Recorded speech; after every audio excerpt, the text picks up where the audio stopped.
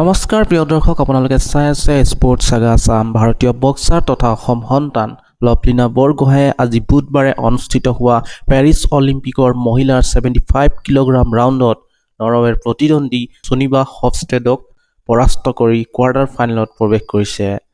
অসম তথা সমগ্ৰ ভাৰতবাসীয়ে অতিকৈ আশা কৰি থকা লভলীনা বৰগোহাঁয়ে চলিত পেৰিছ অলিম্পিকত দুৰ্দান্ত জয়েৰে আৰম্ভ কৰিছে এইবাৰৰ অভিযান।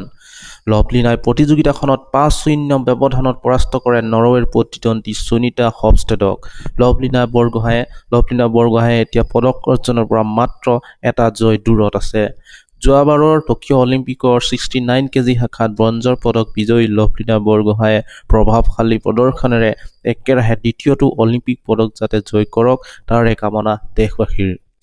অৱশ্যে লভলীনাৰ বাবে পৰৱৰ্তী মেচখন যথেষ্ট প্ৰত্যাহ্বানপূৰ্ণ হ'ব বুলি বহুজনে ক'ব খুজিছে, কাৰণ তাই অহা 4 আগষ্টত কোৱাৰ্টাৰ ফাইনেলত চীনা বক্সাৰ লি কিয়ানৰ মুখামুখি হ'ব, যিগৰাকী বক্সাৰ শীৰ্ষস্থানপ্ৰাপ্ত এগৰাকী বক্সাৰ। সেয়ে এই প্ৰত্যাহ্বানপূৰ্ণ মেচখনত লভলীনাই নিজৰ প্ৰভাৱশালী প্ৰদৰ্শন আগবঢ়াওক তাৰে কামনা আৰু প্ৰাৰ্থনা অসমবাসীৰ।